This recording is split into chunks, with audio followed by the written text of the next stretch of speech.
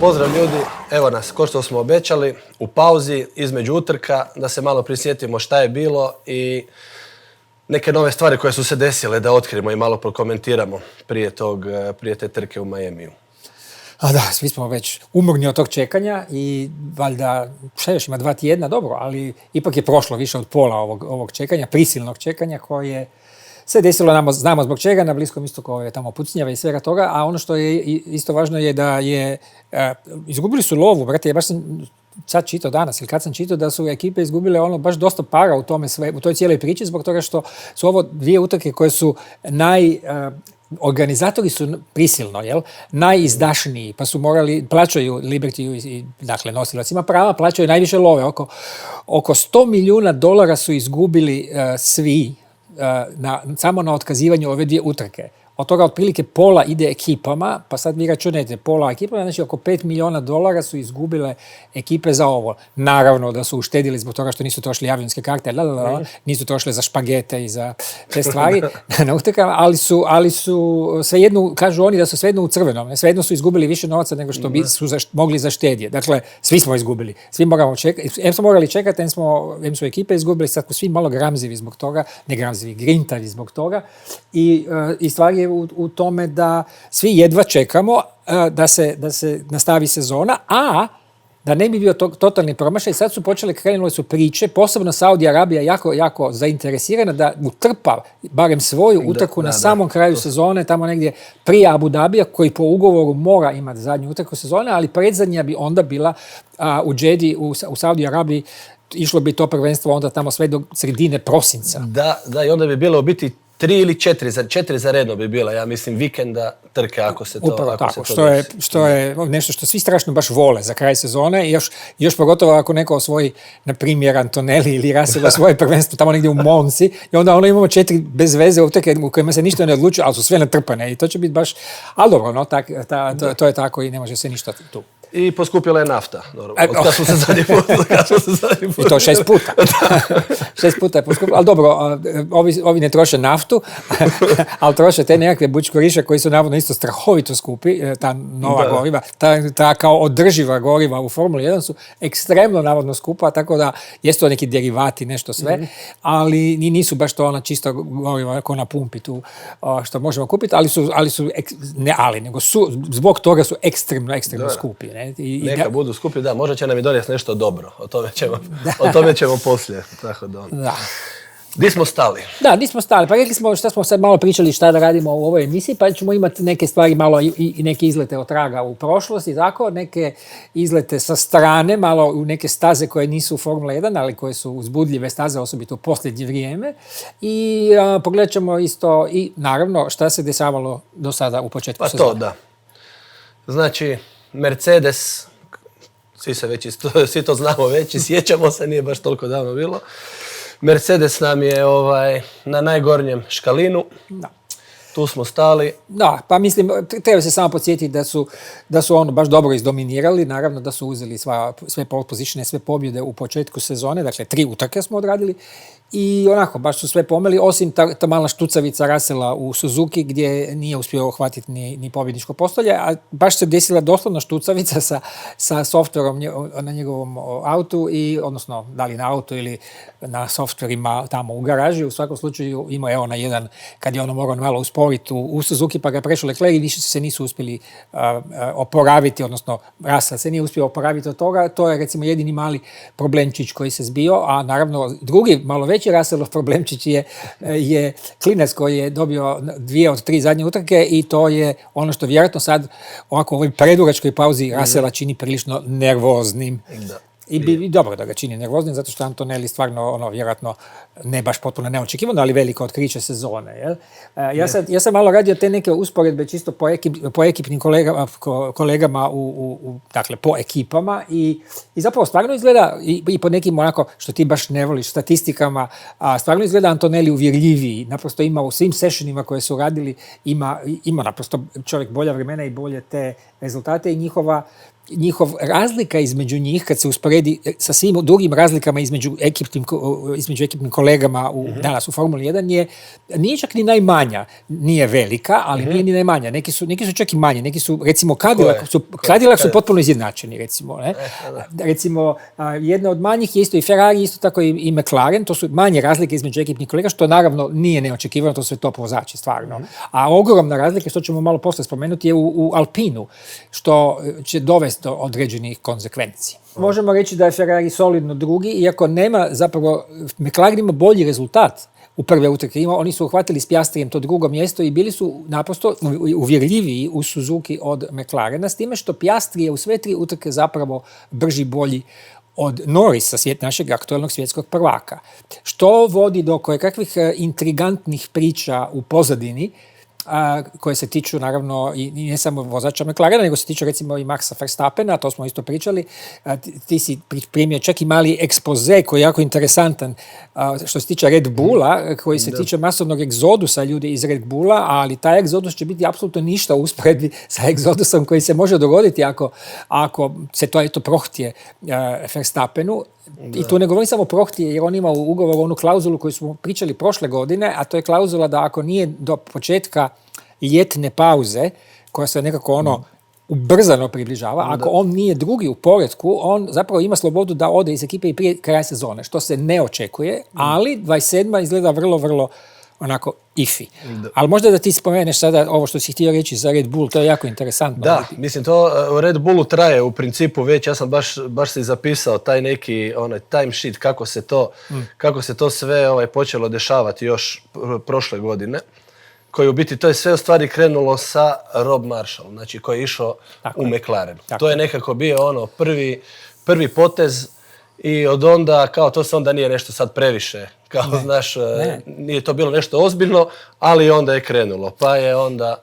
I samo da ti tu prekinem, Rob Marshall je nevjerojatno, izgleda frajer onako totalno, kako bi rekao, neambiciozno i onako jedan debeljko, onako, i uopće nije nešto specijalno impozantna figura i tako dalje. Međutim, to je čovjek koji je imao gotovo nestvarnu, simbiotičku vezu sa Adrianom Newey. Ono sve što je Newey zamislio, osobito po pitanju aerodinamike, to je Rob Marshall doslovno ostvario po pitanju inženjeringa.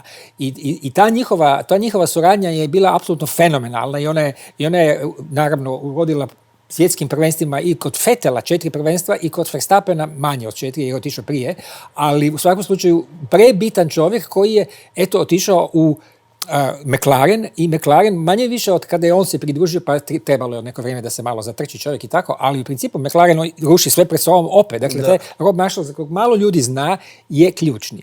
I upravo si, kad je Marshall otišao, počelo je sve krckati i možda čak i Neweyjeve neke male idejice također potaknute. On je u stvari treći nakon, Lee Stevenson, kako se zove, to je bio i onda nakon njega je išao Newey.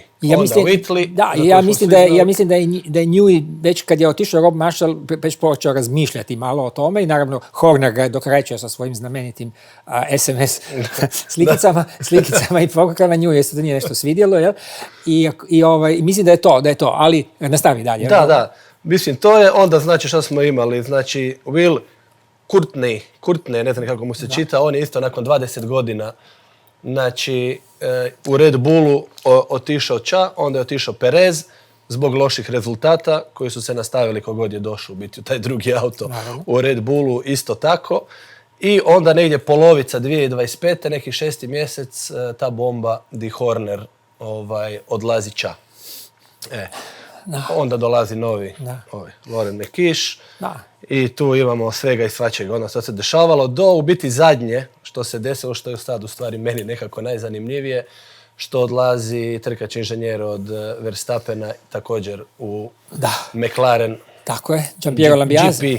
I on će opet biti jedna zanimljiva prinova tamo uz Rob Marshalla. Naravno da trkački inženjer i inženjerski inženjer, naravno da vrlo, vrlo usko surađuju i to će biti vrlo strahovito jak potez za McLaren, s time što naravno Lambiase će raditi kao baš šef ekipe više, ali u svakom slučaju on je opet jedan od onih šefova ekipa koji imaju svoj inženjerijski background, što je naravno, znamo već nekako učestalo sada već u Formuli 1, sve više i više se to dešava, da to nisu samo menadžeri, nego su to stvarno inženjeri i ljudi koji se baš razumiju u šarafe i te stvari i oni su naravno vrlo, ako su još i sposobni menadžeri, to je naravno bonus i Lambiase, to je njegova velika prednost. I naravno, zaboravio si čovjeka koga svi mrze, a koji je otišao u penziju. Da, bravo.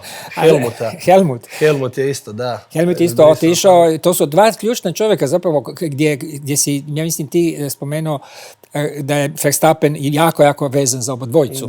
Da, pa je. I Verstappen koji je rekao u prošlosti, kad si rekao da je 21. to bilo, da je rekao i kad ode Lambiase idem i ja, a znamo da je lani kad je bilo ono vaganje Horner i Marko, da su isto odjedanput počele spekulacije i o Verstappenu, da li će on ostati tako ode Marko, ostao je. Da, jer on je tim Marko u stvari, da, Verstappen je bio tim Marko. Tako je. I da, fore to 2021. je rekao Verstappen da ako ide GP da idem i ja, da će i on onda stat, mada sam pročitao isto sada kako se to desilo, izjavu od Verstappena gdje je rekao da ga je nazvao, gdje je praktički ne da ga pitao da ide ča, nego da mu je nekako to najavio i rekao, i Max je rekao da mu je bilo bitno da mu kažem da je kao ok, iskoristi priliku, stvarno je prilika života. Očito je mislio na novčani dio, ja mislim. Ja mislim da je sigurno financijski dio daleko od zanemarivog. Da, i rekao je kao, želio je to čuti od mene i tako da mu je Max dao blagoslov, da možeš ići. Pa to govori naravno o Verstappenovoj uopće ulozi i kako su on i njegov tata koji je takav kakav je, ali uspjeli su posložiti taj Red Bull oko sebe, napravili su orbitu oko sebe, svog tog osoblja u Red Bullu i de facto ono što se dešava u Red Bullu, znači ili je prošlo njihov blagoslov ili nije, a ako nije, onda je frka. Da, pa Jos je u biti prvi krenuo tražiti ostavku ovog Hornera. Pa normalno da je tražio kad mu je Horner zamutio sa Švalekom u Red Bullu.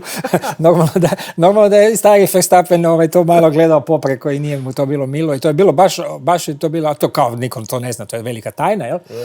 Ta neka ženska koja je u logistici Red Bulla. U svakom slučaju, ono što je sad tu jako još zanimljivo, a to sad govorimo lagano, idemo u neke sfere spekulacija, ali nema veze. O još jednoj curi? Ne o curi, nego o jednom dečku, a to je naravno ne, zezam se. O Verstappenu, zašto? Zato što u Nizozemskoj, čujem ja od nekih ljudi u Nizozemskoj, postoje baš jako uzavrele, učestale i kažu svi potpuno pouzdane, ali vrlo smo još daleko od toga, ja mislim, ali dakle, glasine informacije da je Verstappen potpisao za Mercedes. I sad je uvijek tu ona konfuzija, pa je potpisao za Mercedes jer vozi Mercedes u Nürburgringu, ali u principu ne, misli se naravno na Formulu 1 i to je nekakva spekulacija koju Jos Verstappen za sada onako vehementno odbacuje i kaže da je to neistina, da oni koji su čuli te glasine da trebaju ići kod specijalista za uho, kaže Jos Verstappen u svom poznatom smislu, po svom poznatom smislu za humor, jel? Ali ja mislim da je možda, kao što si, mislim, ti spomenuo ranije kad smo počinjali emisiju, rekao si, ili prije početka, rekao si da zapravo Mercedesu sad ne treba Verstappen, jer su toliko dobri, imaju dva vozača. Imaju dva dobra vozača, buduću nadu. Tako je. Tako da mislim da mislim, uvijek je dobro ako ti dođe Verstappen, ne može biti loše. M zbog njegove kvalitete vožnje, M zbog samog marketinga koji on vrti oko sebe, tako da samo pluseve imaš ako ti dođe Max. Naravno. Tako da, ali ono što je meni tu puno zanimljivije je druga jedna tako informacija koja kruži, a posebno u mojoj glavi, a ta informacija se tiče McLarena. I koja govori da možda u Mercedesovu orbitu, ali ne nužno u Mercedesovu ekipu, nego u McLaren Mercedes ekipu, da bi ih možda mogao prijeći Verstappen, što nije potpuno nelogično, naravno ne samo zbog toga što je to auto koji je blizu pobjede ili možda u njegovim rukama sasvim blizu ili gotovo potpuno i sposoban pobjeđivati sustavno, nego zbog toga što je na koncu tamo i pola Lambiase. pola ekipe mu je tamo. Lambiase je tamo, što je, oni su baš jako vezani. I cijela ta priča meni ima smisla, osobito zbog toga što znamo što se dešavalo Piastri prošle godine u McLarenu, znamo što Piastrijev još uvijek aktivni menadžer Max Weber misli o McLarenovom tretmanu Piastrija. I čini mi se da je to dosta logično da Piastriju, kad mu istekne ugovor, moglo bi se desiti da on odleprše, i to čak možda u Red Bull, a da, koji opet ima veze sa Weberom, jer je Weber naravno svoje najveće rezultate postizao u Red Bullu, a da možda Verstappen ode u McLarenu društvo svom prijatelju Landu Norrisu. Jel? I to bi bilo interesantno. Evo, tu smo sad malo otišli ove spekulativne vode, ali u biti uvijek to počinje nekako i ono dim, vatra, znate, već te sve priče. Mislim da to nije sasvim bez veze, i pogotovo ako malo ima i logike, pogotovo ako znamo da je Lando Norris onako Libling Zaka Brauna i da ga Zak Brown sigurno neće mijenjati ni za jednog vozača do daljnjega, i mislim da je to ta jedna priča koja možda malo čak i drži vodu više nego što bi se reklo na prvi pogled. Možda se desi s njima onda ako dođe Max, pa će se desiti isto ko sa Hamiltonom i Rosbergom. Da od dva prijatelja da postanu dva neprijatelja. Možda se i tu neka drama rađa. Da. I Hannah Schmidt, to smo zaboravili reći. Hannah Schmidt isto se spominje da je na odlasku također u McLaren. Čak se i Ferrari nešto spominjao, ali... A ta cura je bitna, ta cura je ključ puno strateških, dobrih strateških odluka. Ona je naravno šef strategije u Red Bullu. Ona je jako bitna, jedna jako pametna cura koja, ako ode, to je fakat još jedan zbilja teški udarac za Red Bull. Šta će oni? I ne znam zašto se to dešava u principu. Kao došao je taj Ford, navodno da imaju, o tome ćemo isto pričati, da imaju dobar motor, u Alpari s Mercedesom. Dobro, šasija im je loša, rezultati sad nisu tu, ali opet ne razumijem zašto se baš tako to dešava, ta lavina odlazaka. Ja mislim da je jedna od stvari bitnih to što je, koliko već ima, 3-4 godine da je umro Dietrich Matešić, koji je bio jako interesantan gazda, što bi rekli, koji nije se gurao uopće u prvi plan, koji uopće nije dolazio, čovjek bio možda na 3-4 utrke, max. Vrlo rijetko. Mrzio je odijela, kravate i te stvari, dakle bio je onako dosta zanimljiv, samozatajan, naš čovjek, brate, i nekonvencionalan lik, koji je međutim onako užasno dobro i čvrsto držao i izgradio, naravno, prije svega tu cijelu imperiju Red Bulla, a osim toga, naravno, organizacijski napravio čudo, čisto funkcioniranje i te tvornice, i tih, ne tvornice, tvornica širom svijeta. I Horner mu se očito jako svidio, to je u stvari, on mu je apsolutno bio, da. Ali, mislim, hoću reći, ne, to je čovjek koji je bio alfa i omega tu, kad je on umro, to su sad kakvi nasljednici, uključujući njegovog sina, koji su manje možda, neću reći da su nesposobni, ali su manje nekako karizmatični u tom nekom čudnom, pritajnom smislu, i možda manje poštovanja i onda manje efikasnosti i općenito je sve skupa. Znate kako to ide kad se obezglavi takva jedna kompanija, onda sve nekako posle. Na koncu i Marko nije više baš nešto bio onako lagano i on išao prema svom kraju i tako, koji je bio, naravno, Matešić je vrlo bliski prijatelj koji je de facto vodio i stvorio tu ekipu, Helmut Marko. Ne? Dakle, hoću reći, to je možda razlog. Razlog je u tome što je otišao Dietrich Matešić i što, mislim, to više nije to je drugčije. Ja uopće nije nemoguća ideja da u nekakvoj fazi Red Bull kao takvo jedna alfa i omega u Formuli 1 polako otperija. Sad kad si već rekao Marka, pa da se vratimo malo na tu pogonsku jedinicu, već kad pričamo o Red Bullu. Ja. Marko je rekao da u principu da očekuje da će Red Bull početi pobjeđivati, da će se vratiti na vrh. Mm-hmm. I samim tim što je to rekao, odmah sam počeo nalaziti te neke stvari gdje u stvari se vraćamo na početak na testiranja prije sezone što su bila, gdje su svi govorili, i ti što si rekao da je Toto govorio da je Red Bull ima dosta dobar motor i ovo i ono, i onda se na kraju to nekako ugasilo. Više se nije spominjalo i sad je James Wolf rekao da mu je to dosta onako šef Williamsa, da mu je to dosta čudno. Jer da su u testiranjima bili dosta dobri, znači stvarno da su bili Alpari motoru sa Mercedesom.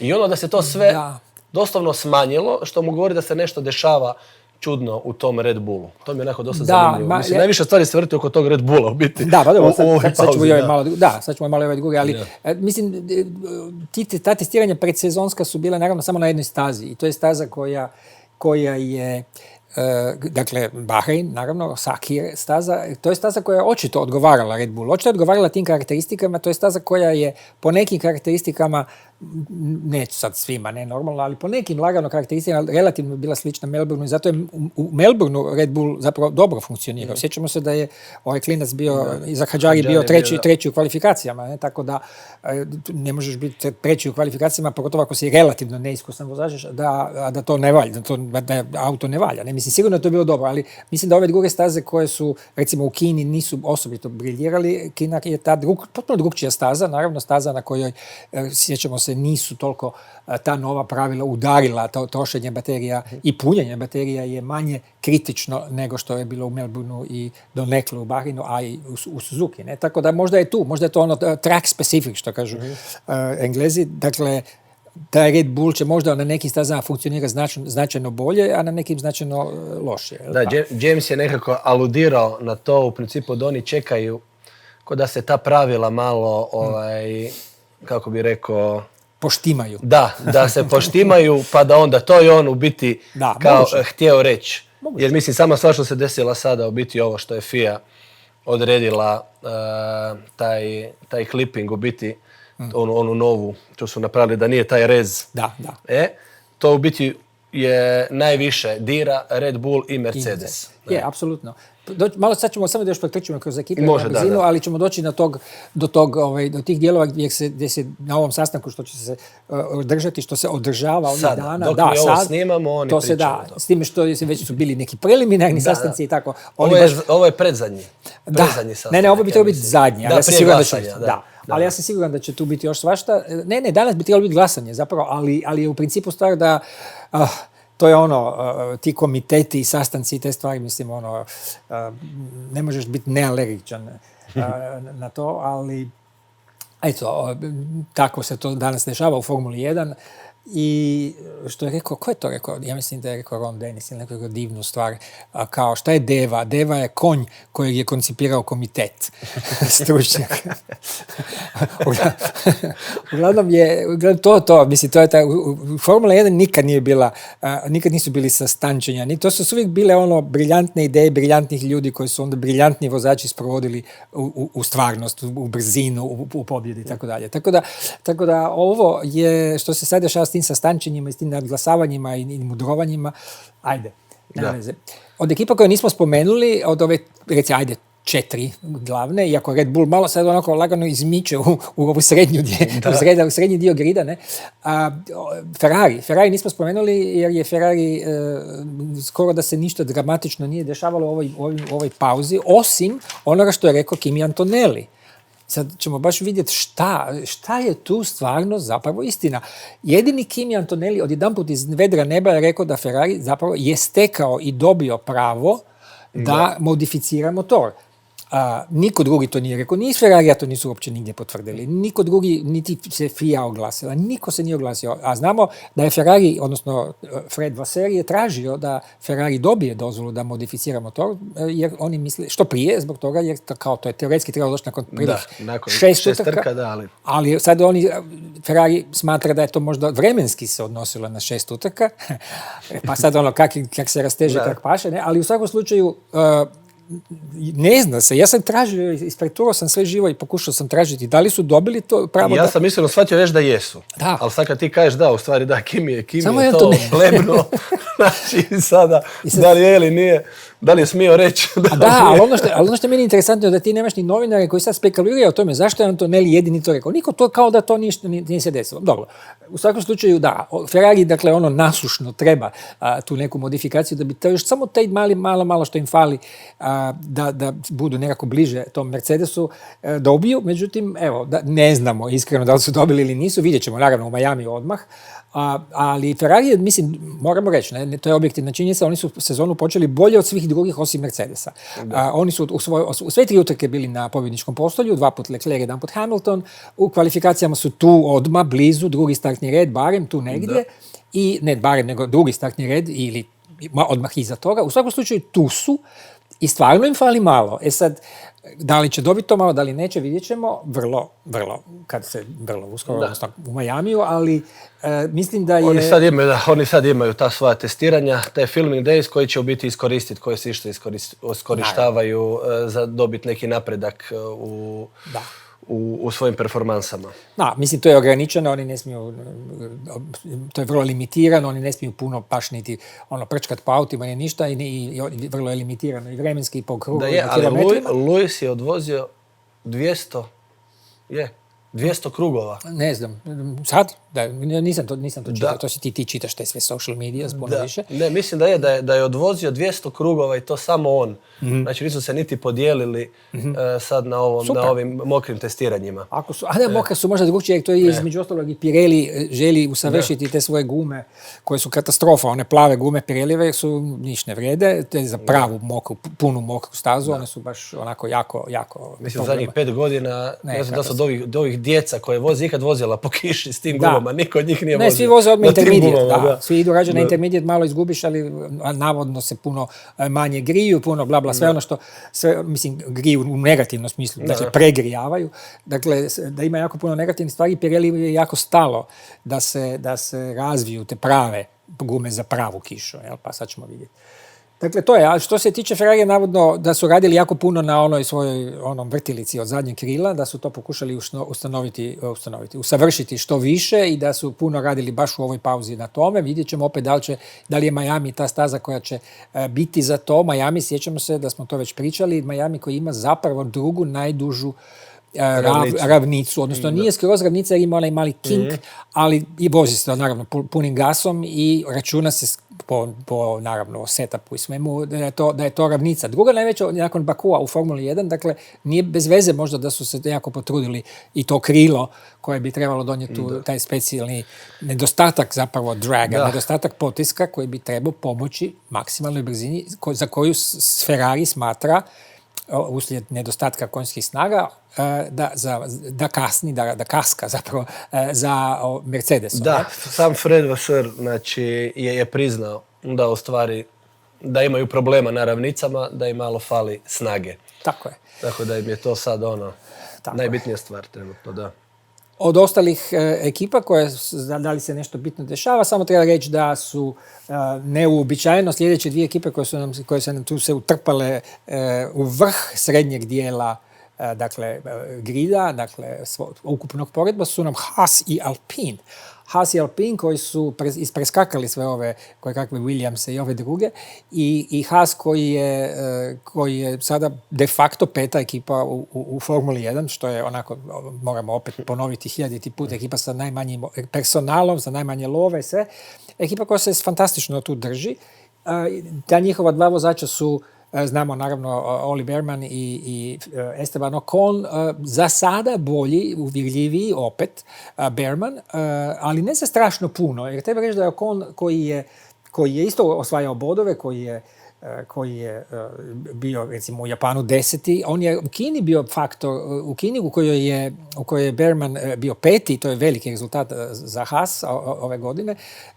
Ocon je bio, petljao se on tu s njim i tek u drugom dijelu utrke se malo previše ispetljao i onda je pao u poretku i na kraju završio i van bodova i svega, ali u principu Ocon nije toliko koliko bi britanska štampa to htjela naglasiti, onako totalno potučen od Bearmana. A oni ga naravno Bearmana jako slave jer u njemu priželjkuju naravno nasljednika Hamiltona u Ferrari. On je dio Ferrari akademije, Haas koristi naravno Ferrari motor, to ima veze. Tako da mislim, to je recimo što se tiče Haasa, vozači su izjednačeniji nego što nije slučaj u Alpinu. Zanimljivo je kod Haasa biti čim se neki Hrvat umješa u Haas, odmah se digne. Jer imamo biti zanimljivu stvar da biti prvi put je u stvari nešto što je povezano s Hrvatskog, osim tebe iz Hrvatske, da je povezano sa Formula 1, a to je u biti da će jedna hrvatska firma sponzorirati Haas. Da, u stvari već sponzorira, još od prošle godine u stvari sponzorira. Ali nisu imali naljepnicu, sad će imati naljepnicu. Da, ali to nije ono klasično sponzoriranje u smislu ajde dođete pa iskrsajte jedan ama kamion love, nego je više u logističkom i dakle, softverskom i IT-evskom smislu suradnja, ali je to svakako jako vrijedna stvar i onako baš što ti kažeš. Ja se sjećam tamo 70-ih kad sam bio u Austriji na utrci ko klinac u Zeltwegu i onda sam vidio gorenje. Čovječe, velike one panoje. A šta da, gorenje? Da, i to je meni bilo ono, wow, evo ga, mi smo prisutni u Formuli, to je bila Juga, naravno, mi smo prisutni u Formuli 1. I sad pola stoljeća 0 bodova i sad se odjedanput pojavlja tu naša firma iz okolice Pule, koja... Sad Istrijani. Normalno. U Sloveniji sad Istrijani. Evo tvoji Istrijani, tako je. Tako da, to je zanimljivo.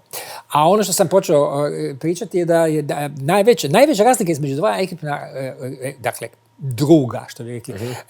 U jednoj Formuli 1 danas je u Alpinu, gdje Pierre Gasly, koji ima ono baš čudesan početak sezone i čovjek ono baš jako uvjerljiv.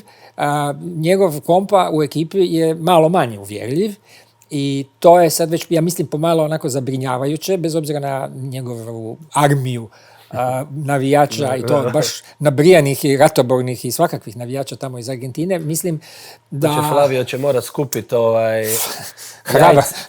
jajca malo da... Prije svega hrabrosti, čovječe, ako želi, to smo već pričali, ako želi ići negdje u Južnu Ameriku, Flavio će morati onako, ne znam, poraditi malo na tome i ako znogira tog Colapinta. Colapinto stvarno nije, evo, imao je utrku u Japanu koja je bila osrednja i uhvatio je taj neki mršavi, a ne, bože, htio sam reći u Kini, koja je osrednja i uhvatio taj nekakav mršavi bod i mislim da to mu je onako bilo neki doseg i domet. Ja ne znam, ja ne vidim da je on nešto strašno sposoban za puno više, a osobito nije sposoban za ugroziti ili biti barem negdje blizu Pierre Gasly. Da, nikako, da. Gasly je baš u nekom svom svijetu i mislim baš je onako izgleda zagrižen i baš je nekako determined, kako bi rekao, da iskoristi taj Mercedesov motor sada do kraja.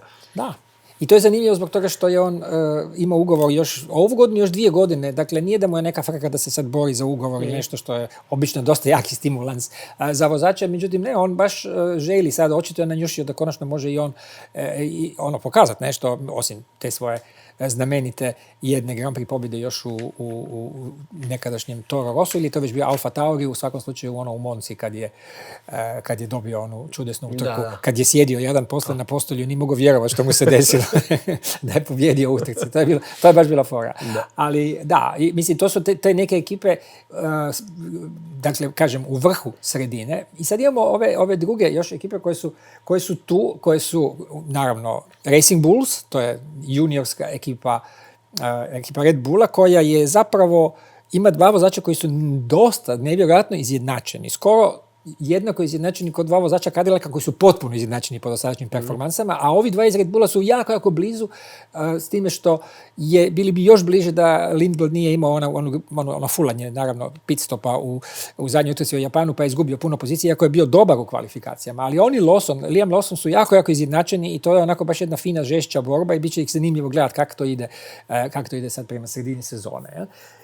I onda imamo Audi isto, koji je neočekivano možda u sredini sa svoja 2 ekstrema među vozačima. Jedan je klinac novi Gabi Bortoleto i drugi je naravno Nico Hülkenberg, naš stari dobri Nico Hülkenberg. Jedan od troje, starih vozača na gridu da još se drži. Treći najstariji koji je prošle godine osvojio svoje prvo pobjedničko postolje, 3. u Silverstonu, dakle, onako, što bi rekli, late bloomer ili kasno cvate čovjek. A u svakom slučaju lijepo cvate i dobro se on nosi sa ovim klincem koji je naravno ultra nadobudan i koji je jako onako nabrijan. Dobar je, naravno, ima i tu reputaciju. On je, rekli smo, već dobio i Formulu 2 i Formulu 3 u 2 sezone za redom, što je veliki rezultat.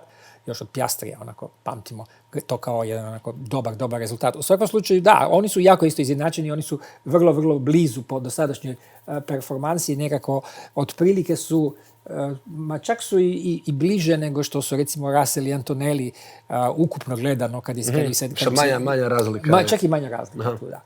I onda imamo ove naše siročiće koji su jadni. Koji su debeli i teški. Debeli i teški, iskompleksirani, užasni i ružni. Ne, nisu toliko ružni, ali recimo Williams potpuno neočekivano kao ekipa koja je čitavo vrijeme obećavala prošle godine. Da, obećavala i svi su se nadali jer Williams je onako dosta drag tim mnogim ljudima. Naravno. Tako da je to bilo ono, dosta velik šamar kada su izašli sa tih svojih 30 kila viška plastike i svega sa sobom. A najgore je to što je naravno tvoj prijatelj James Wallace je čitavo vrijeme prošle godine imao onu priču da, čekajte iduću godinu, mi smo sad loši, a uopće nisu bili tako loši. Da. A mi smo sad loši zbog toga što smo sve pacili karte na 26. I sad ga naravno svi lopatama ga tuku zbog toga, zbog tih izjava i vraćaju mu to u usta zato što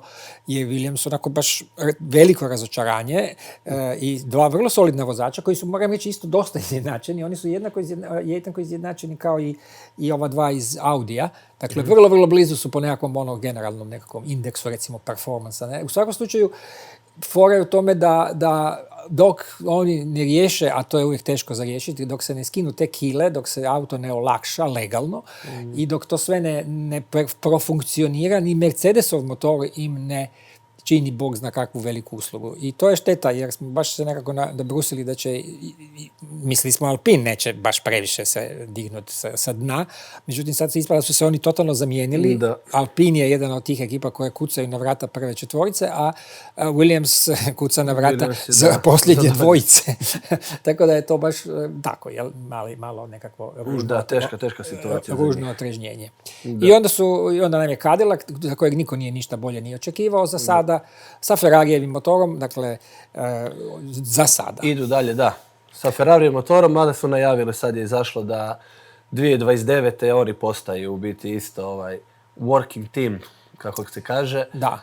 Da će imati svoj motor i bit će pravi Amerikanac. Da, to će biti prava velika američka ekipa nakon puno godina i sa motorom i sa ovim, dakle, šasijom i sa cijelom drugom stvari. To je baš zahtjevan zalogaj i nadam se da će im uspjeti čisto zbog toga da bude jedna tako hrabra nova stvar i da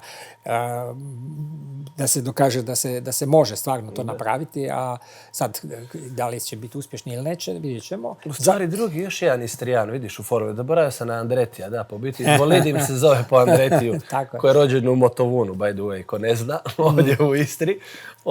Jer da je bila onda totalno neka treća država to. To je bila, da, skoro nezavisna, prava mala državica. Nigdje jedna nije spadala ta Istra, ali... Nikad više Istre u Formuli 1 nego ove. Ali on je sa 15 godina otišao, jer oni su bili Italijani po nacionalnosti, oni su kao Ezuli otišli van iz Istre i on ima jedan vrlo težak, onako i kompliciran životni put preko izbjegličkih logora u Napolju, govorimo o Mario Andretiju. I onda odlaska u Ameriku i te borbe i ovo i ono, i onda je počeo sa svojim bratom Aldo, oni su počeli voziti utrke u Americi i Aldo manje više, ali Mario Andretti se stvarno onako uzdigao, jedan od najvećih vozača svih vremena i sigurno najvećih all-roundera. Jedino mu fali pobjeda u Le Mansu, gdje je bio treći sa svojim sinom, Michaelom. Jedino im ta pobjeda njemu fali da pokupi baš sve, da bude svjetski prvak i da bude naravno pobjednik Indianapolisa i kojeg je već 69. osvojio, sad 29 godina. Dakle, on je jedan od onih ljudi koji mogu sve i koji je stvarno jedan od velikih heroja. I ono su neki naši, sjećam, kad smo još živjeli u Jugoslaviji, bili su neki naši pokušaj da se njega nekako locira i da ga se podsjeti, da mu se kaže, gle, misli, otkud si ti? I onda je jedna od stvari koje je najviše mrzio na svijetu je bila Jugoslavija, zbog toga što je iz Jugoslavije morao pobjeći, prošao je taj težak put kroz te logore i svašta i on je bio vrlo nevoljak uopće spominjati i pričati tu priču. Ne, fascinantno je u biti kad šetaš po tom Motovunu koji je u biti svo to vrijeme ostao nepromijenjen. Apsolutno. Ok, malo je obnovljeni su neka vrata i to, ali lijepi onako stari gradići kad zamisliš da je on tu da šetio, jer ima baš ploča. Ima ploča na kući, rodna kuća. I onako fascinantno je razmišljati da čovjek koji je tu da šetkao Tamo su bili ono krave i vozovi i onda čovjek odjednom je u bolidu. Znači, Formule 1. I prava ono dream priča, priča Formule 1, doslovno od trnja do zvijezda, ali isto tako američka priča, ona klasična američka priča, da dođeš sa jednim parom gača i da si u biti dosego si zbilja doslovno zvijezdani status. I to on je baš omiljen svugdje i on je sad jedan onako vremešni nonić, 86 godina, ali fino se on drži i bio je na prvoj utrci u Australiji, budući da je imao tu čast da zovu, barem po njegovim inicijalima, ima taj Cadillac, ima ime, ne? I onda sad ako to gleda ekipa iz Netflixa, nemojte nam ukrasti ideju i napraviti film o Mario Andretiju.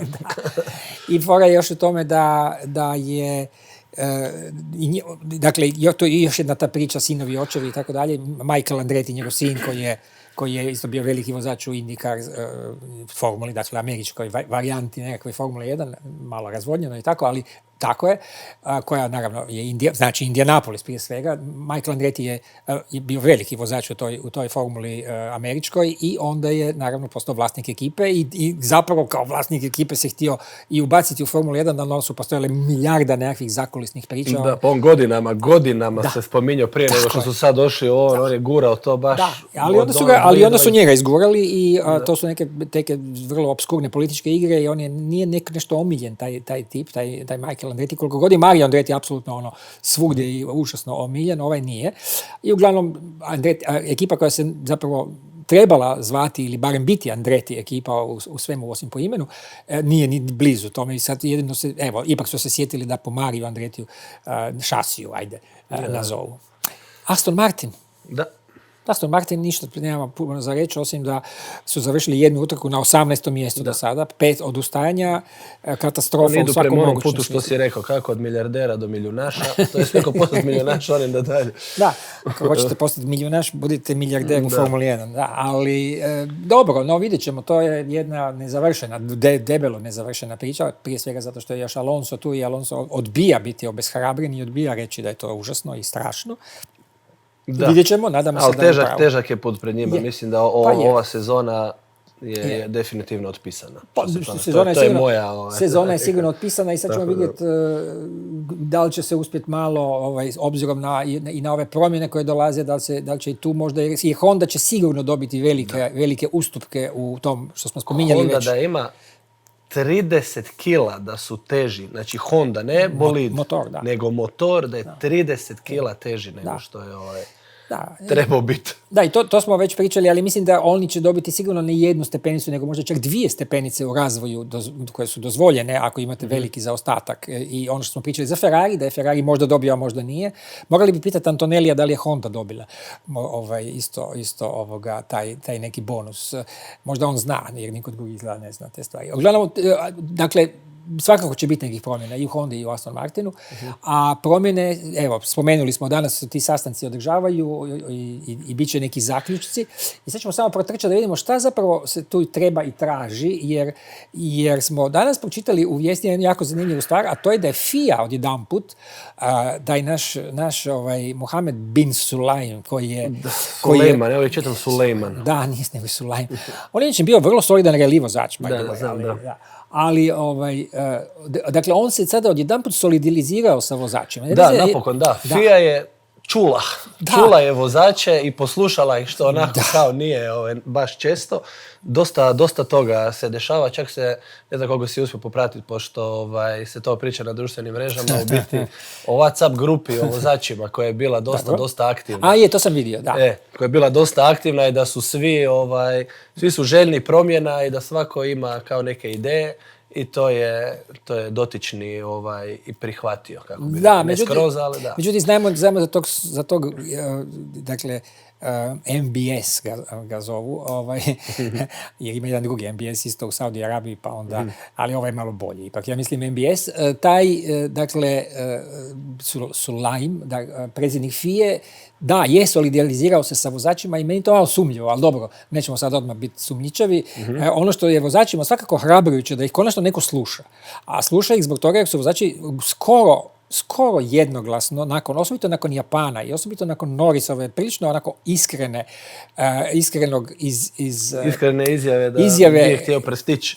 Da nije on htio prestići Hamiltona, nego motor. Da nije on prestigao Hamiltona, nego kako je on morao zapravo malo abresati zbog toga da ne udaraju Hamiltona, onda je njegov cijeli taj sistem softverski i svakakav algoritamski zapravo dodao više snage i onda da ne udariju Hamiltona, on ga je morao tamo prije 30... Morao ga prestići, da ne udari. Ali ništa nije bilo u vezi sa njegovom desnom nogom, niti ništa, nego da izbjegne i naravno onda je tu previše potrošio baterije i Hamilton ga odmah prešao na sljedećem startno ciljnoj ravnini. Ali sama ta činjenica da je on to tako priznao i da je on to rekao, možda Lewis govori da ovo nije yo-yo racing, ali to je yo-yo racing, jer ja nisam ništa imao sa time, niti sam imao nešto, niti sam mogao njega ne prestići, dakle auto ga je prestigao, nisam ga ja prestigao, i onda poslije ja nisam se mogao braniti, jer je on naravno imao više snage, jer sam ja potrošio svu snagu ne hoteći to, dakle, naravno, može li gore, naravno ne. I uglavnom to su te neke stvari koje je možda tako je, i možda je Norris najviše to i potaknuo zapravo, da je to zapravo malo umjetno, jel da? I da to nije baš tako jako dobro.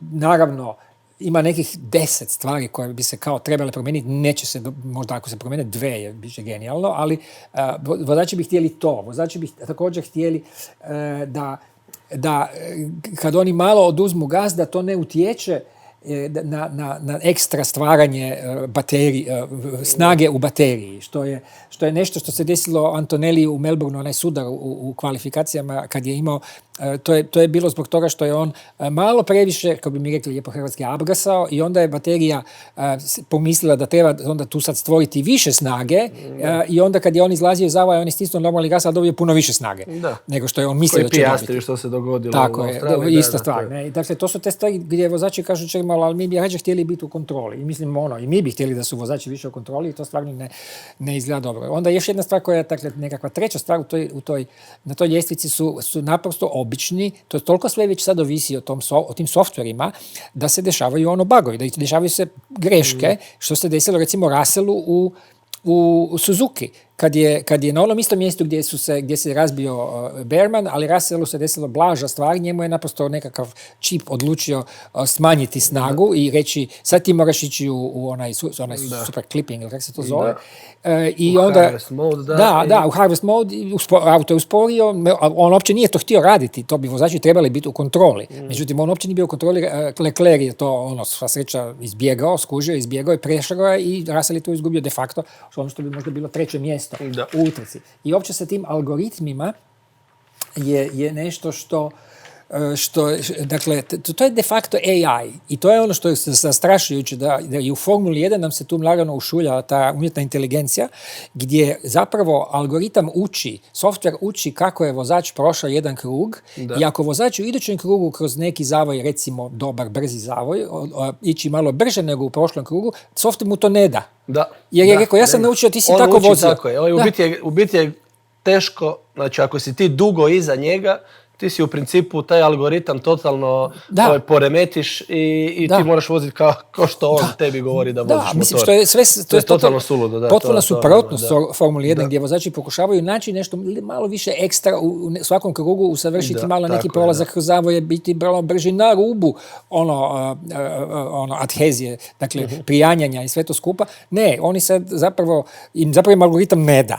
Kaže, ne, prošli put si vozio ovako, zašto bi ti sad vozio? Dakle, baš totalno. To je ludo. 6 godina su se slagala ta pravila. 6 godina i sad nakon 3 trke su rekli ok. Ma mislim. Ajmo mi malo to promijeniti. Dobro, ajde, neka promijeniti. Onda imamo onu klasiku gdje su start, ono gdje moraju pumpati taj turbo, ono zujanje auta, baš je iritantno, kad moraju staviti okretaj na miliontu razinu da bi pripremili turbo za pokretanje, a sve im treba do 50 km/h, jer posle 50 im se jednako struje uštekavaju. Dakle, to je samo za onaj sam početak, ali to je jako bitan početak, i osim Ferrarija koji ima iz Ferrari Rih motor, motora koji imaju te manji turbo i koji mogu startati brže, svi ostali su malo u banani. I zbog toga svi urlaju na startu i to izgleda u najmanju ruku čudno, a u malo veću ruku može biti i nesavršeno, jer neko malo fula ovo i ne podesi se sve kako treba i on naprosto jako tanka je ta linija između dobrog starta i malo slabijeg starta i onda se desi kaos. Imali smo kaos i u Australiji, kad je Colapinto fulo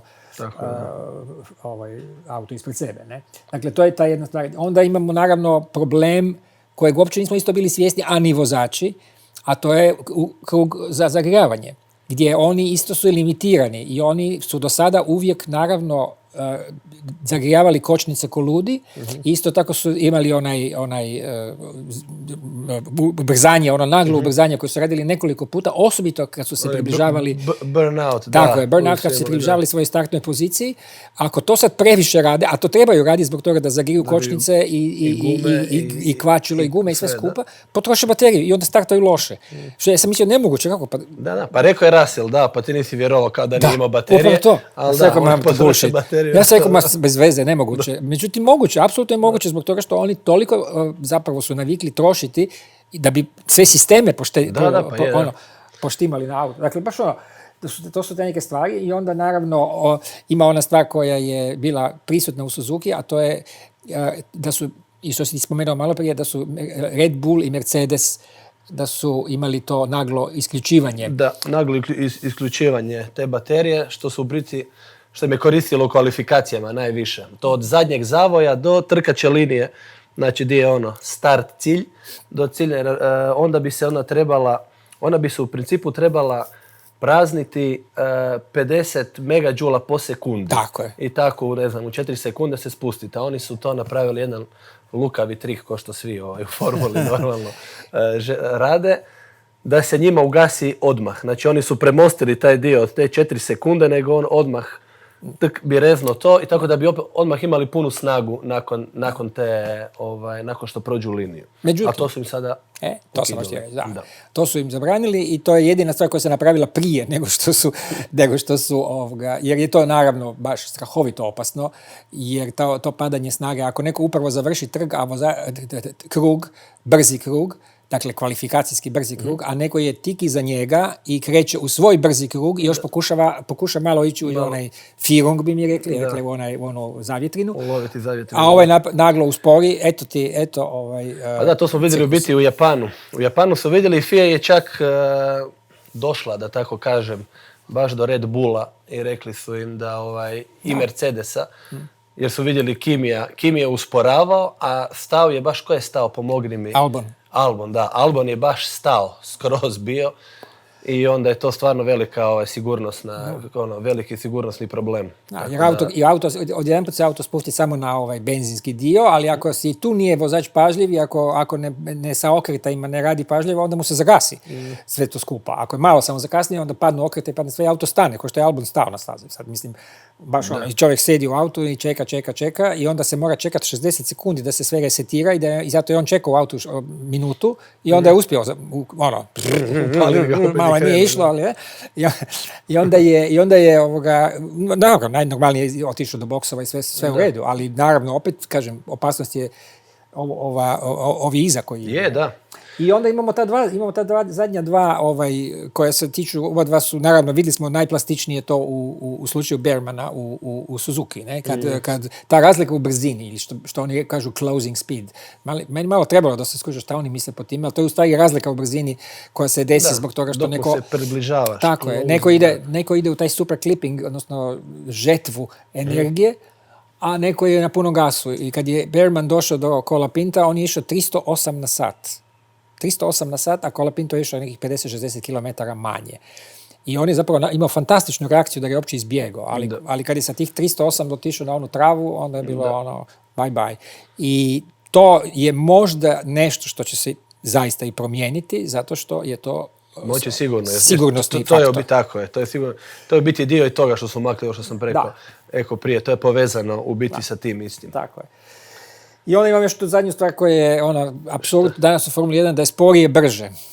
a to je da vozači u biti su skužili da neki puta, ne neki put, nego jako često da moraju, da bi imali taj harvesting, da bi imali tu žetvu energije, da moraju možda malo sporije ići ili u zavoje, što ne malo sporije, nego puno sporije ići u neke super brze zavoje, to je jedna stvar, ili kasnije naprosto krenuti na gas kad počinju trošiti bateriju. Ako nisu jako u nekakvoj pritisku, osobito u utrci, onda će oni kasnije ići na gas, neće ići kao što bi normalno po instinktu išli. Išao, da ideš brže.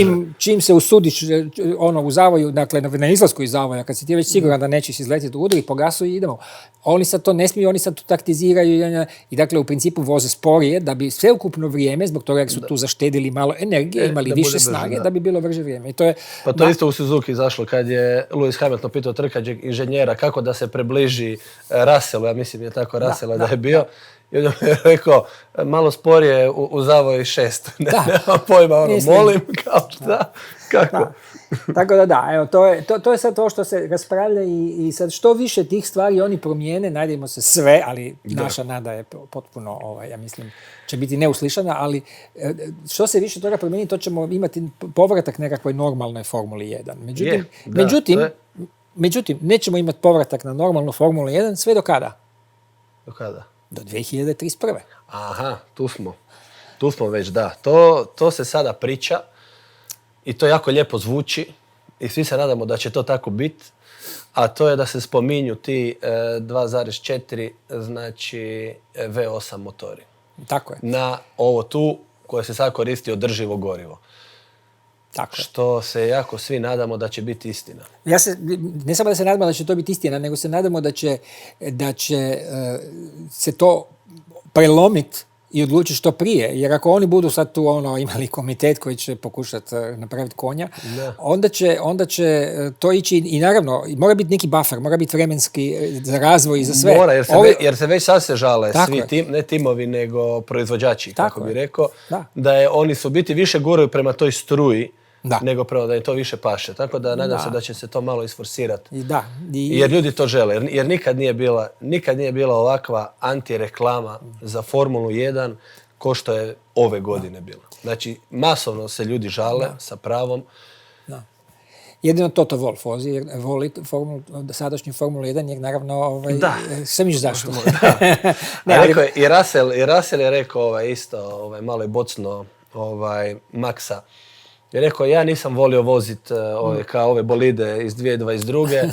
sa ground efektom, gdje nas je kičma svih ubijala i gdje smo lupkali cijelo vrijeme, bili su teški bolidi, ali Max se nikad nije žalio jer je pobjeđivao.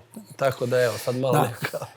Ja mislim da to nije striktno istina, ja mislim da se čak i Verstappen žalio na leđa i na to sve, da je to bilo neudobno, ali to se... nije bio toliko vokalan, ne, apsolutno ko sada. Ne, sigurno ne. On insistira da mu to nije zabavno, da mu je to dosadno, zato ide ovo. I što nas sad, zapravo, vidiš, jedan lijepi prijelaz, tako pravi televizijski prijelaz. Što nas vodi do sljedeće teme? Max je sretan gdje? Max je sretan u GT3, dakle, kategorije utrkivanja, a najsretniji je kad vozi na stazi, o kojoj ćemo malo sada nešto reći. Kad vozi Mercedes. I to vozi Mercedes, dobro, ali vozi na Nürburgringu. A Nürburgring je jedna staza koja naravno davno nije, već dugo, davno ispala i dugo nije u Formuli 1. Ali Nürburgring je velika, znamenita, najvaljda slavnija staza na svijetu. Staza koja je sljedeće godine, nota bene, će biti točno 100 godina od kako je otvoren Nürburgring, ali prošle godine je bilo 100 godina kako je Nürburgring prvi puta osmišljen. To je bilo vrijeme kad su se tek pojavljivale staze, kad su se prestale voziti utrke po cestama, negdje su bile kao u Engleskoj i zabranjene, pa su onda oni napravili Brooklands, svoje čuveno jaje ili bubreg, ili kako hoćete to nazvati, onu stazu čuvenu Brooklands, pa je onda nastao u Americi Indianapolis i druge te ovalne staze koje su bile manja opasne, zatvorene naravno za promet i zato se i razvili ovali toliko u Americi i tako dalje. I onda su Monza je napravljena 23. Spa isto, koja je djelomično bila po cestama, ali zatvorenim cestama. I onda su došli Njemci, budući su to Njemci, oni moraju napraviti stvari onako solidno, pošteno i najveće, i onda su napravili Nürburgring. I to je napravio neki arhitektonski biro u Ravensburgu, to je interesantno, jedan naprosto arhitekt je osmislio stazu koja će ići kroz te šume oko jednog brežuljka i na tom brežuljku, to su Eifel, se zove ta cijela zona, to je recimo zapadno od Kelna prema Belgiji. I postoji taj dvorac na brežuljku, nešto kao Motovun, ali puno veća ruševina i Nürburgring, taj dvorac se naravno zove Nürburg i oko njega je taj ring, ta staza koja je napravljena preko 20 km. I to je čudesna staza, to je nevjerojatna staza gdje je, dakle, kažem, u septembru, dakle, u 9. mjesecu 27. je prvi put voženo i to prvi put je vožena motociklistička utrka, a onda drugi dan nakon je vožena prva auto utrka i pobjedio je prošli put smo ga spomenuli Rudi Caracciola, njemački vozač u Mercedesu. Dakle, Mercedes je dobio prvu utrku ikada na Nürburgringu. To je onako baš zanimljiva simbolika sve skupa. U svakom slučaju, naravno, staza je onda rasla u svom statusu, rasla je u svojoj slavi, vožene su te sve utrke 30-ih koje smo govorili, oni Silver Arrows, te sve Mercedesi i to sve skupa, kad je njemačka autoindustrija doživjela te veliki financijski, naravno, boost i procvat i sve to skupa, vožene su utrke na Nürburgringu, ali nakon rata se nastavilo i ona je bila dio Formule 1 i to onako nezamislivo je bilo da se izgubi Nürburgring iz Formule 1. Kroz cijele 50. i 60. godine vožena je svake godine dakle, njemački Grand Prix u Nürburgringu. Ono što je tu je interesantno je da to je staza koja ima u svojom originalnom obliku 174 zavoja. 174 zavoja. I sad zamislite, inženjera danas kaže, ili što si spomenuo malo prije, daj mi malo u šestici, u zavoju 6 mi malo podesi. Malo malo uspori. A sad mislite da on kaže, daj mi malo u zavoju 114, malo uspori da možeš nadokraditi. Mislim, 174 zavoja. To je bio veliki izazov za uopće memorirati. To je nevjerojatno. Ali postojali su vozači koji su bili totalni specijalisti za to. Fangio je pobjedio 3 puta na Nürburgringu i naravno Jackie Stewart je pobjedio 3 puta u Nürburgringu. Jackie Stewart koji je izmislio taj nadimak čuveni koji je Green Hell, zeleni pakao, naravno jer to su šume okolo. Jackie Stewart koji je rekao jednom, svaki put, on je živio tada u Ženevi u životu, svaki put kad idem na njemački Grand Prix iz Ženeve, odem, prošećem po svojoj kući, pogledam lijepo još sve jedanput, jer možda je posljednji put da vidim. I to je zaista bila zloglasna staza. Jackie Stewart koji je pobjedio 68. godine po kiši i magli. I pobjedio sa 4,5 minute prednosti na toj stazi, po kiši i magli. Utrka je često otkazivana u proljeće, u ovo doba, u proljeće, zbog snijega. Jer takva je klima tamo, mikroklima. Vrlo često su bili kišni Grand Prix. Uglavnom, voženo je puno utrka do 76. godine, kada je naš prijatelj Niki Lauda imao onu svoju nesreću. Pričali smo o tome kad smo govorili o Huntu i Laudi i u jednom od naših prethodnih podcasta i tada to je bio čavao u lijes Nürburgringa, barem što se tiče Formule 1, zato što je postalo naravno nemoguće de facto održati utrku Formule 1. Utrka je predivna, vozači su je voljeli, sve to skupa, međutim, kad se Laudi to dogodilo, trebalo je 1.000.000 godina da neko dođe konačno sa vatrogasci, ambulanta, da dođu do njega i čovjek skoro umro. Između ostalog zbog toga što je bilo sve tako sporo, naprosto. I naprosto je izašla iz mode ta utrka, izašla je i iz potrebe, izašla je iz sigurnosnih razloga i svih mogućih, nažalost. I ta utrka, Formula 1 više već 50 godina ne dolazi u Nürburgring. Vozilo se u Hockenheimu i u novom Nürburgringu od 84. odmah u produžetku de facto, ali nova Mickey Mouse umjetna staza, dobro, koja je nekih 5 km dugačka i nije to ni sjena, naravno, ovom pravom 22 km paklu kroz šumu. Vi naravno danas možete, ja sam vozio Nürburgring puno puta sa orijentiranim autima, zato što jednostavno možete danas, ja sam ga vozio kad smo išli tamo na utrku, ovu utrku na ovoj stazi, Mickey Mouse stazi, koja je odmah tu, isti su boksovi, sve isto, međutim, pravi Nürburgring možete voziti samo privatno. Platite 30 eura i možete voziti jedan krug po Nürburgringu, 35 za vikend. Možete kupiti pas godišnji za 3 soma eura, pa imate kad god hoćete, se možete voziti po Nürburgringu. I ono što je zanimljivo da je danas, ta staza danas zapravo, vi se vozite, tretira se vaša vožnja po Nürburgringu kao da se vozite po autocesti, recimo. Čak imate onu rampu, kupite kartu, rampa digne se i onda možete napraviti krug. Ali zašto je to važno? Kada se razbijete, a ljudi nema nazad. Ne samo to, nego ljudi se razbijaju stalno tamo sa svojim autima, dođu pa sad misle da su oni Lauda za jedan dan. Razbiješ auto, Ne samo da si, naravno, skršio svoj auto. Kao prvo, moraš to prijaviti odmah, jer inače se to tretira kao da si pobjegao s mjesta nesreće. Moraš platiti popravak ograde, moraš platiti prijevoz, sve. Moraš platiti sve. Najjeftinije što se može proći, to sam negdje našao, da ako danas se slupaš s autom na Nürburgringu je oko 1.000 eura. A može ti se, ali to govorimo prije, naravno, saniranja štete na tvom ljubimcu, jel? A može to koštati preko 10.000 eura, samo što si to si napravio, taj mali cirkus, ne? Onda ako si pametan, možeš si uzeti rentirati tamo auto, pa voziš krug po Nürburgringu sa rentiranim autom, to će te koštati oko 600-800 eura, gdje ja živim, čovječe, 600-800 eura za jedno možda 7-8 krugova.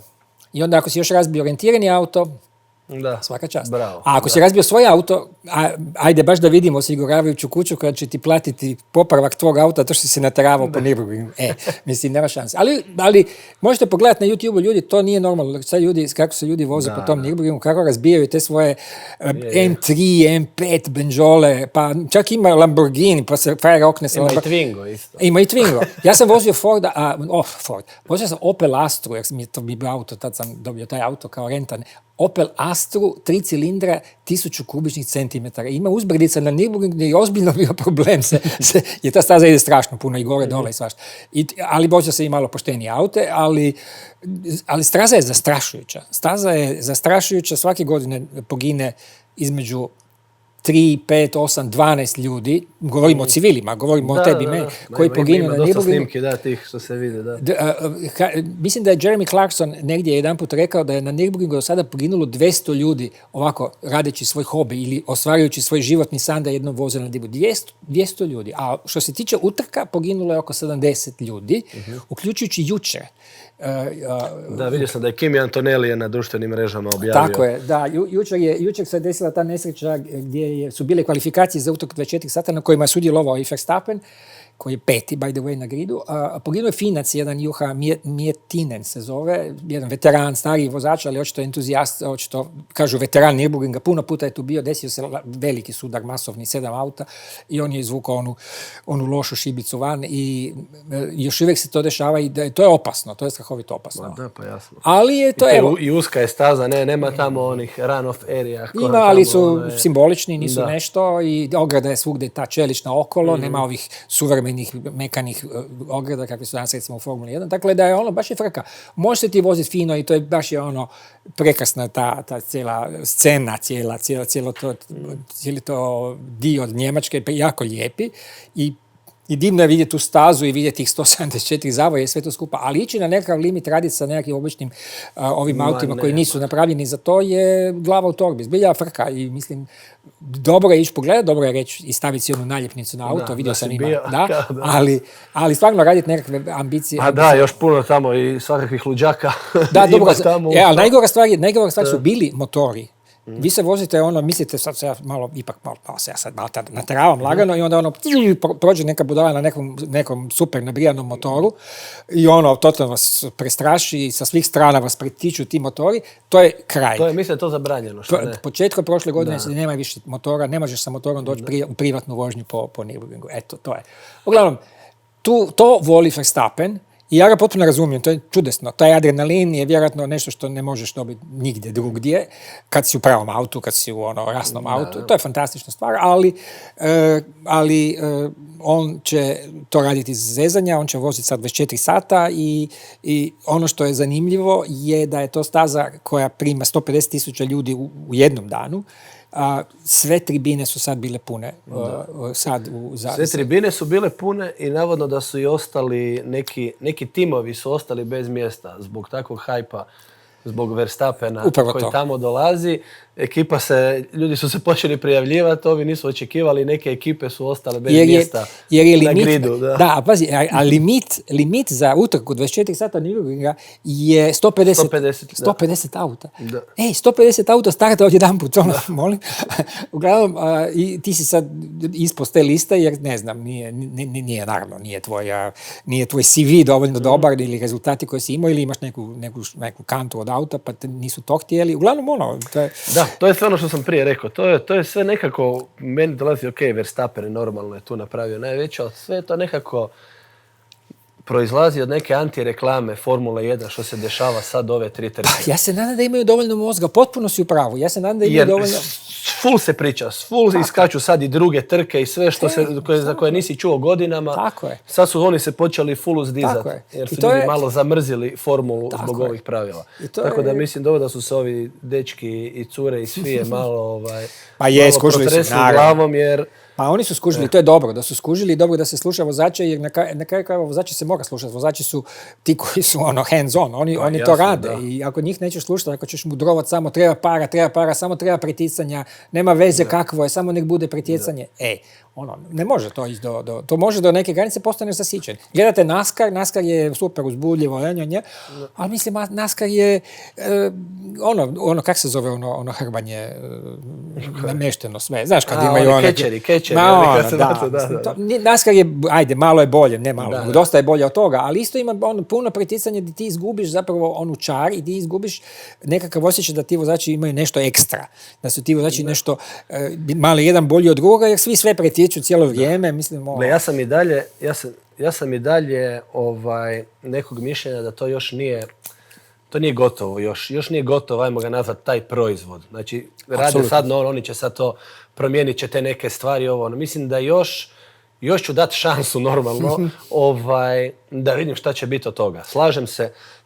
Slažem se da su ta pretjecanja malo preumjetna na tim nekim stvarima, mada ako si popratio intervju od Domenicalija koji je onako žustro rekao what is artificial overtake?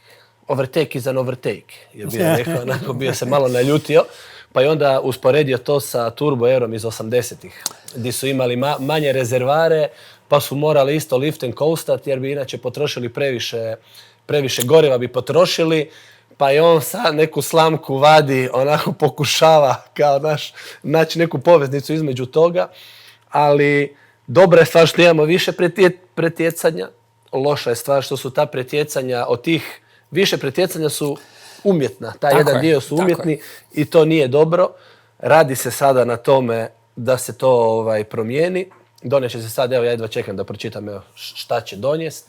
Neće to biti ništa radikalno, ko što neki očekuju, ali malo će napraviti. Neće još, da. Biće nešto i krenut će se, ali cijela stvar u tome da smo...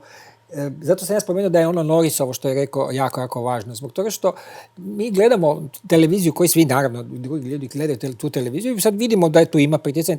To izgleda onako površno, izgleda da to ima pretjecanje. Nešto se dešava. Nešto se dešava, to zvuči uzbudljivo. Čak ja sam baš bio malo zaveden i mislio sam pa dobro. Stvarno, kvalifikacije su užas, ali utrka možda nije tako strašna. I onda vidiš da zapravo se masa tih stvari utrkama dešavala čak i van kontrole vozača. Mislim. Pa je. A ja sam najveći...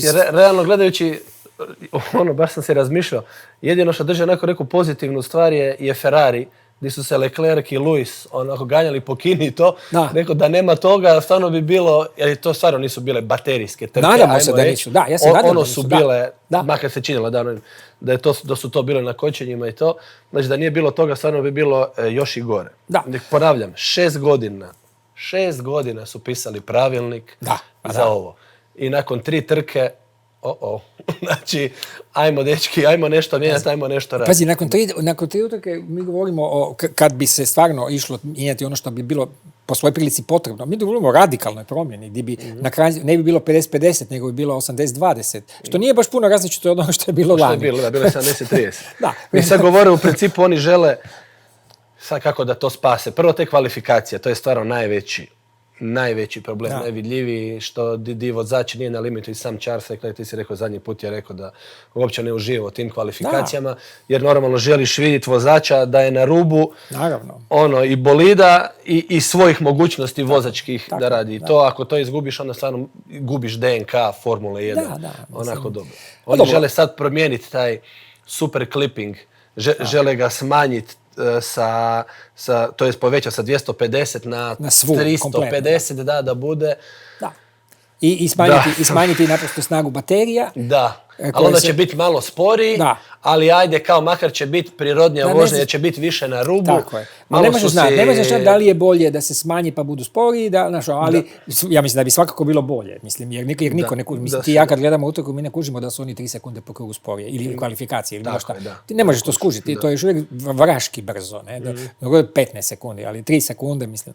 Tako da ja se nadam da će tako nešto napraviti. Nažalost, ovo se ništa nikad ne bi dešavalo, ni blizu dešavalo da je, nije to sad da se ja nešto subjektivan, ali da je moj ex-boss Bernie Ecclestone, da on se pita, ali on se ne pita, njega su naravno izgurali upravo zbog toga, jer su htjeli izmaknuti nekoga za kog su znali da će im previše, po njihovom mišljenju, pametovati. Iz Libertija su ga maknuli, doslovno su ga izgurali fizički van. To se nikad kod njega ne bi desilo, jer on je pravi racer, on to apsolutno ne bi dozvolio. Mislim, sad vidim njegove... on je pravi old school. Pa i sad vidiš njegove reakcije, mislim, on je old school pravo, jer ima 100 godina. Ma da, vrlo old school. On je bio jako protiv toga i bio je protiv toga Formula 1 njemu bila sve. On je umrtvljivao sve druge kategorije utrka ili ih je minorizirao ili potpuno ukidao.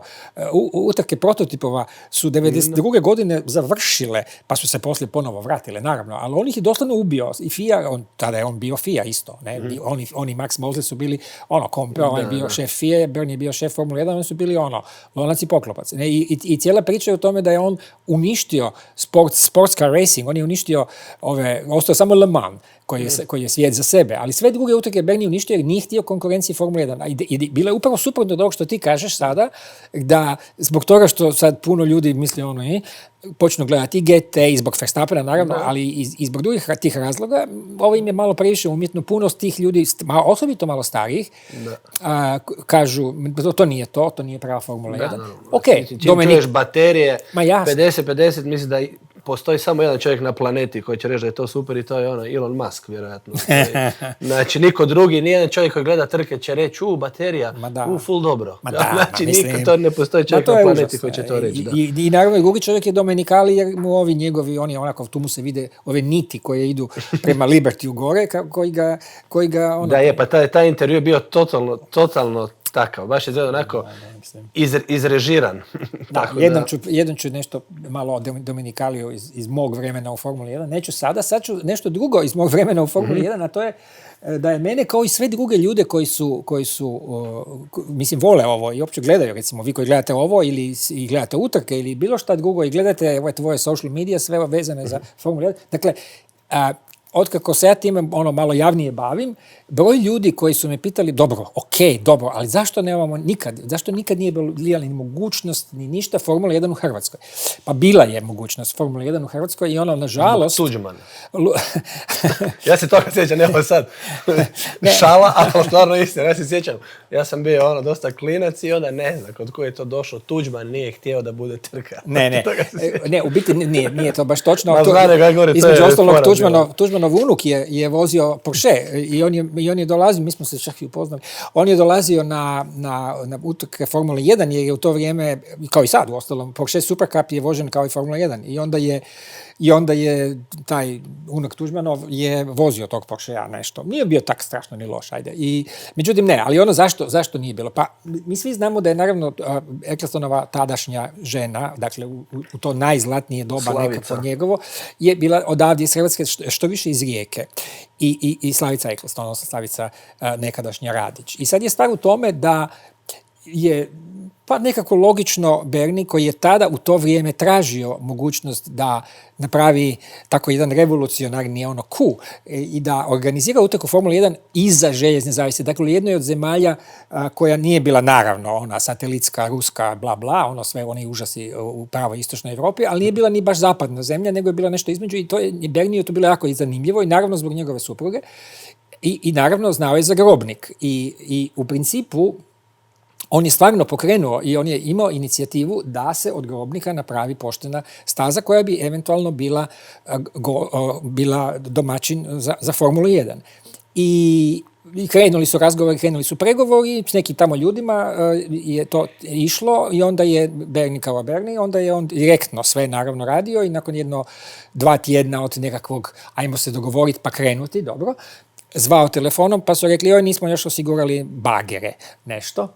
Mislim, karikiram, ali u tom smislu. Pa se onda desilo su se još tjedan dana, pa je se nešto desilo, pa se nije desilo, pa se desilo još tjedan dana, pa nije, a to,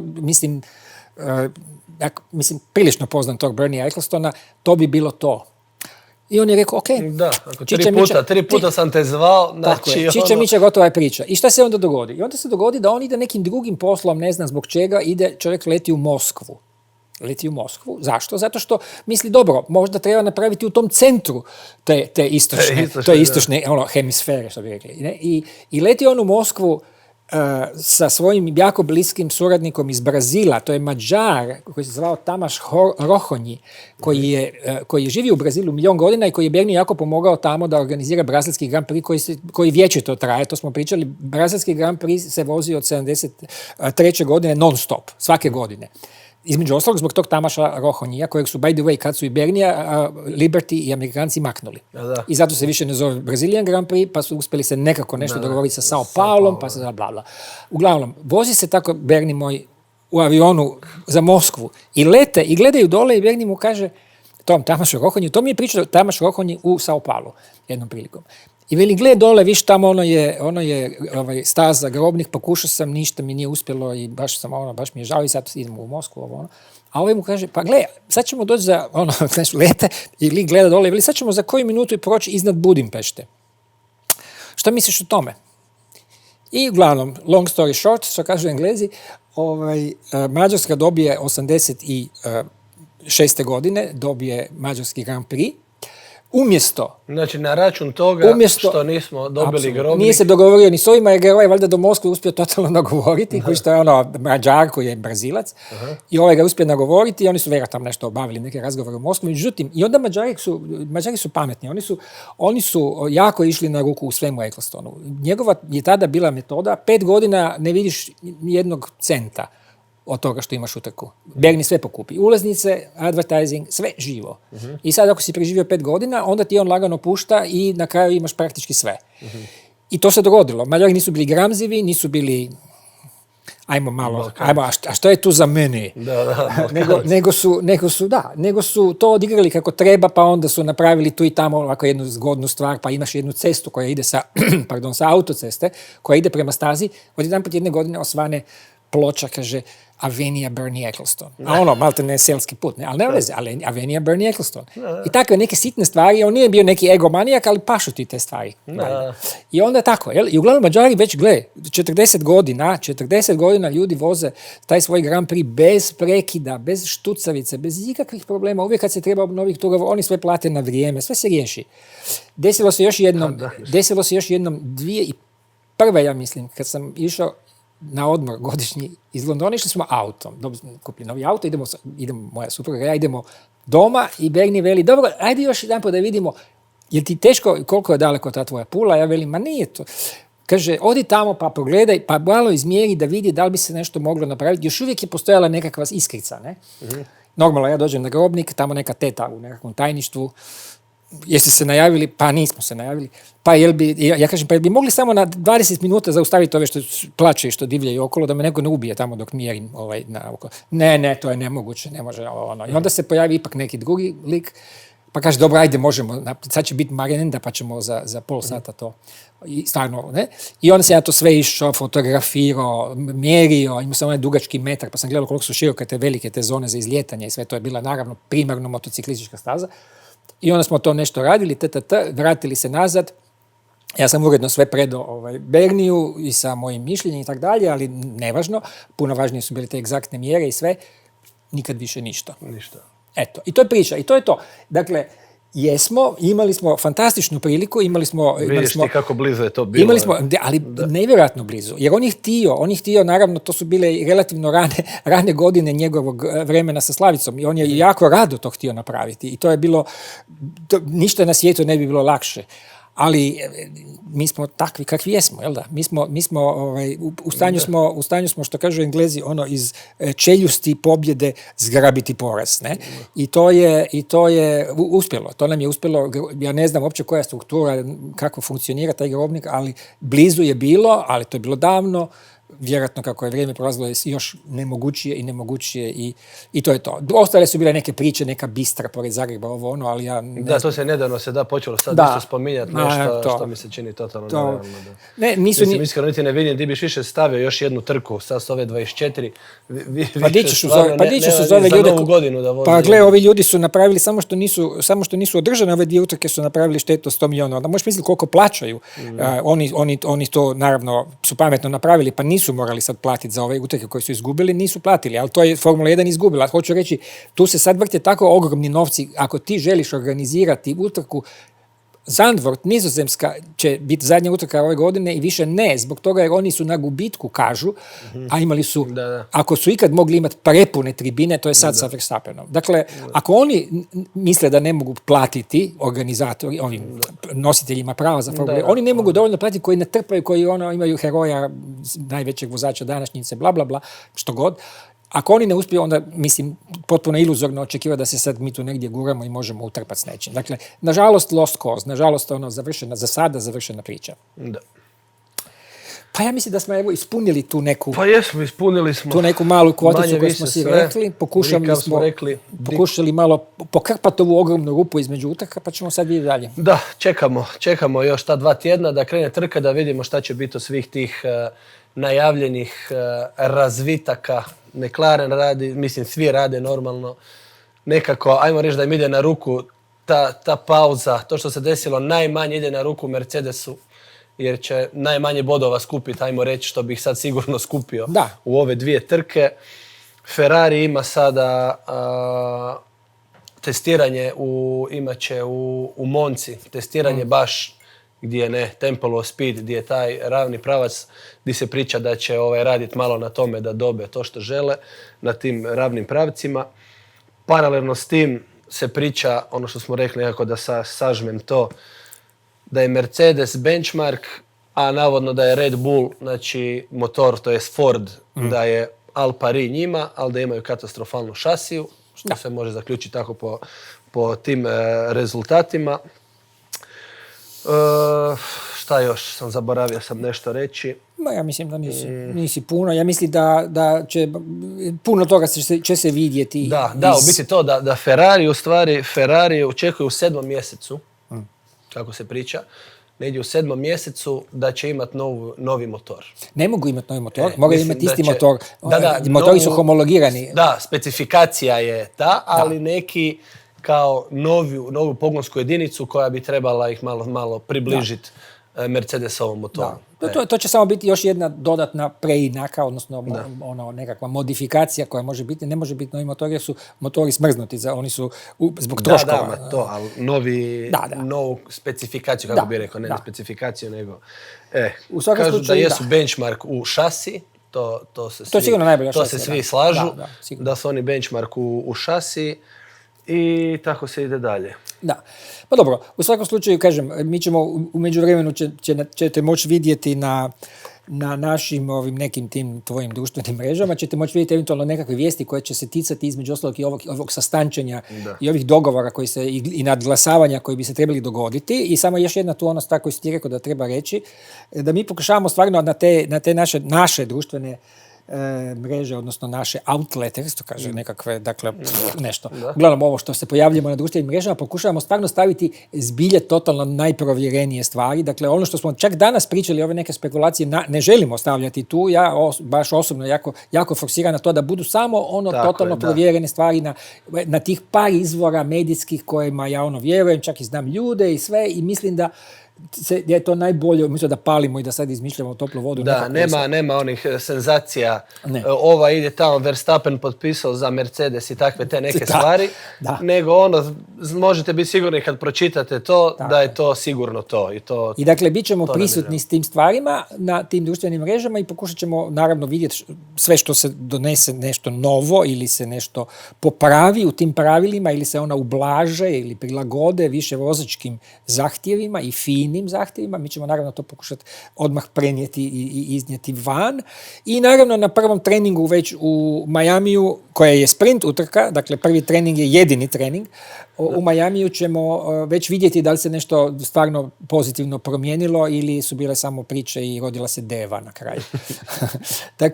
tako da mislim, evo, to je to i nadamo se da će nam brzo proći i to i da se možemo ponovno veseliti utrkama. Da. To je to. Vidimo se za 2 tjedna. Da, odmah nakon utrke u Miami. Budite dobro.